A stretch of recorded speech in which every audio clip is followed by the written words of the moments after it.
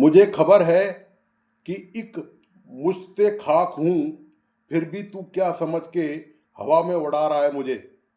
नमस्कार दोस्तों, इस वीडियो में आपका हार्दिक स्वागत है। मैं हूँ पत्रकार योगेंद्र योगी।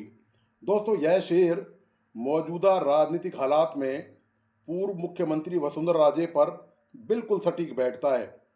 प्रदेश में विधानसभा चुनाव में भाजपा के सत्ता में आने और मुख्यमंत्री भजनलाल शर्मा को बनाए जाने के बाद दरकिनार कर दी गई वसुंधरा ने कई मौक़ों पर विभिन्न प्रतीकों और उदाहरणों के सहारे यह जताने की कोशिश की है कि उनका राजनीतिक वजूद न सिर्फ कायम है बल्कि मजबूत है। बार बार अपने राजनीतिक कद और ताकत का एहसास कराने के बावजूद वसुंधरा राजे राष्ट्रीय नेतृत्व तवज्जो नहीं दे रहा है। दरअसल नेतृत्व को अंदाजा है कि बेशक दबे छिपे तरीके से वसुंधरा कितनी ही बयानबाजी कर ले, फिलहाल राजस्थान में भजनलाल की सरकार को कोई सीधे चुनौती देने जैसा खतरा नहीं है। वसुंधरा ने ठहरी हुई राजनीति में एक बार फिर कंकड़ मारकर हलचल मचाने की कोशिश की है। 2.5 साल पहले सीएम की कुर्सी नहीं मिलने का राजे का दर्द अब सार्वजनिक रूप से छलक पड़ा है। राजे ने झालावाड़ बारा सांसद दुष्यंत सिंह की जनसंवाद यात्रा के दौरान जनसभा को संबोधित करते हुए इस दर्द का इजहार कर दिया और कहा कि भैया, मैं नहीं लड़ सकती, जब मेरा ही चला गया तो मैं तुम्हारे लिए क्या करूं। वसुंधरा राजे ने कहा कि लोग कह रहे हैं कि किसी को मकान नहीं मिल रहा, किसी को पेंशन नहीं मिल रही, किसी को मुआवजा नहीं मिल रहा। तो उन्होंने कहा कि मेरे साथ भी हो गया है, मैं अपने आप के लिए कुछ नहीं कर सकी तो मैं तुम्हारे लिए क्या करूं। यह पहला मौका नहीं है जब वसुंधरा ने खुले तौर पर दर्द का इजहार किया हो। पूर्व मुख्यमंत्री ने जयपुर में पार्टी के स्थापना दिवस कार्यक्रम में एक बयान देकर सियासी घमासान शुरू कर दिया था। राजे ने कहा था कि राजनीतिक नियुक्तियों में प्राथमिकता पार्टी के वफादार, निष्ठावान, समर्पित और पार्टी के लिए लंबे समय से संघर्षरत कार्यकर्ताओं को ही दी जाए, न कि दल बदलुओं को। लेकिन बीजेपी के पूर्व प्रदेश अध्यक्ष और पार्टी के हरियाणा प्रभारी सतीश पूनिया ने राजे के बयान के विपरीत कहा कि पार्टी के निष्ठावान कार्यकर्ताओं के अलावा बीजेपी में दूसरी पार्टी से आए नेताओं को भी राजनीतिक नियुक्तियों में जगह मिलनी चाहिए। गौरतलब है कि वसुंधरा और पूनिया का 36 का आंकड़ा रहा है। दरअसल राजस्थान में बोर्ड, निगमों और आयोगों में लंबे समय से पद खाली पड़े हैं। बीजेपी के नेता और कार्यकर्ता लंबे समय से इन बोर्ड और निगमों में अध्यक्ष और सदस्य बनने की कतार पर हैं। आपको याद होगा कि वसुंधरा ने जोधपुर में एक बड़ा बयान देकर सियासी हलकों में हलचल मचा दी थी। वसुंधरा राजे ने कहा था कि अगर हम लड़ेंगे तो प्रॉब्लम होगी, लेकिन साथ रहेंगे तो समस्याएं हल हो सकती हैं। उन्होंने ये इशारा किया था मौजूदा भजनलाल की सरकार की तरफ कि उनसे बना के रखे, वरना समस्याएं पैदा होती रहेंगी। इसी तरह 24 जून 2024 को वसुंधरा राजे ने अपनी अनदेखी किए जाने से जो सार्वजनिक दर्द था वो सामने उनका आ गया। उदयपुर में स्वर्गीय सुंदर सिंह भंडारी की पुण्यतिथि पर एक कार्यक्रम में वसुंधरा ने कहा था कि आज लोग उसी उंगली को पहले काट देते हैं जिसे पकड़कर वो चलना सीखते हैं। वसुंधरा ने कई नेताओं को आगे बढ़ाया था, लेकिन वसुंधरा के प्रति पार्टी नेतृत्व के संकेत को देखकर उन नेताओं ने वसुंधरा से दूरी कायम कर ली थी जिन्हें उन्होंने आगे बढ़ाया था। तो वसुंधरा का यह बयान उन नेताओं की तरफ इशारा माना गया था।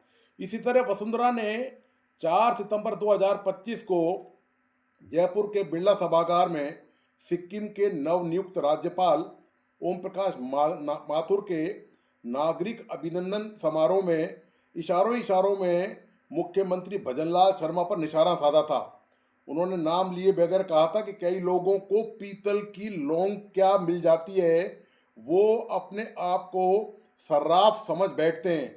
और कार्यक्रम में मुख्यमंत्री भजनलाल शर्मा भी मौजूद थे। हालांकि भजनलाल शर्मा ने इस पर कोई प्रतिक्रिया नहीं दी। पार्टी के आकाओं द्वारा दरकिनार कर दिए जाने पर वसुंधरा ने मौके बेमौके यह जताने का प्रयास किया है कि जब भी पानी पिया है, पत्थर तोड़ कर पिया है, समंदर का एक बूंद भी एहसान नहीं है मुझ पर। जयपुर के कॉन्स्टिट्यूशन क्लब में इसी साल 24 जनवरी को आयोजित जाट महिला शक्ति संगम कार्यक्रम में मुख्यमंत्री राजे ने महिलाओं को राजनीति में पुरुषों के मुकाबले कहा कि 3 गुना ज़्यादा मेहनत करनी पड़ती है, तब जाकर उन्हें पहचान और स्थान मिलता है। उन्होंने कहा कि यह सच्चाई है, लेकिन महिलाएं अपने संघर्ष और संकल्प से लगातार आगे बढ़ रही हैं। ये दरअसल उन्होंने खुद के लिए कहा एक तरह से, क्योंकि वो एक राज परिवार से, ऐसे परिवार से आती हैं, सिंधिया परिवार से, जहाँ पर राजनीति की एक लंबी श्रृंखला लगातार चलती रही है।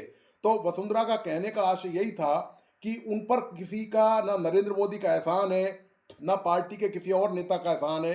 वो उस फैमिली से, राजनीतिक परिवार से आती हैं जिन्होंने भारतीय जनता पार्टी को अपने खून पसीने से सींचा है, और तब जाकर वो इस मुकाम पर पहुंची हैं।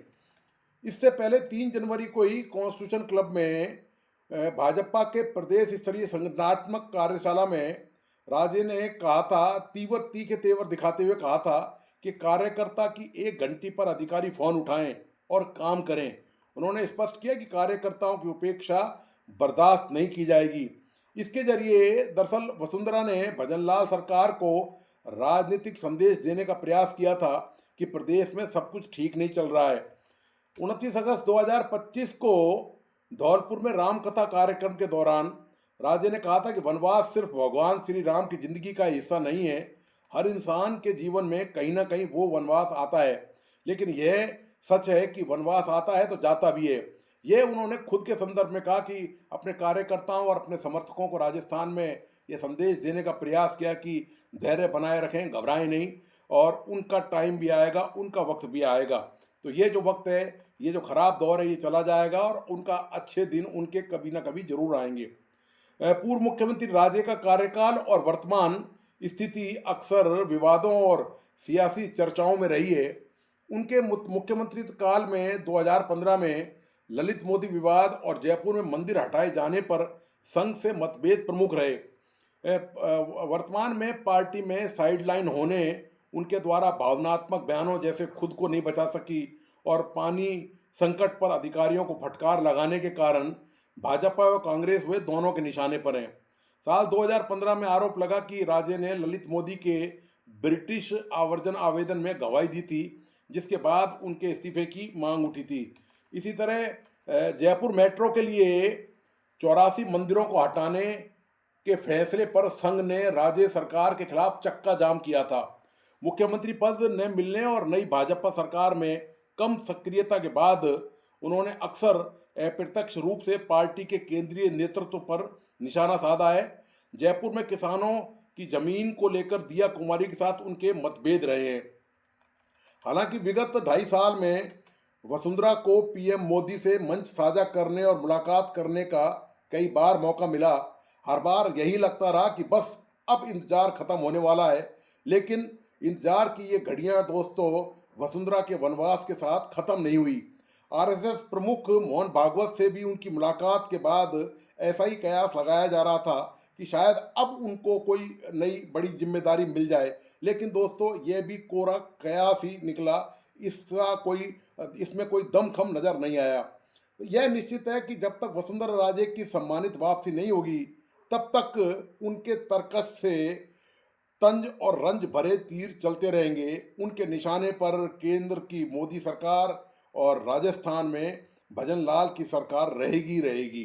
तो उनके अभी निकट भविष्य में कोई ऐसा संकेत पार्टी की तरफ से नहीं है कि वसुंधरा राजे का वापिस राजनीतिक वनवास खत्म करके उनको कोई महत्वपूर्ण ओहदे पर बिठाया जाए। तो दोस्तों, आपको आज का विश्लेषण कैसा लगा? प्लीज़ अपने लाइक एंड कमेंट के साथ बताइए। इस वीडियो को अपने दोस्तों और परिजनों को जरूर शेयर करें। मेरा तमाम दोस्तों से आग्रह कि प्लीज़ इस यूट्यूब चैनल को लाइक करें, सब्सक्राइब करें और बेल आइकॉन का बटन जरूर दबाइए। धन्यवाद, नमस्कार।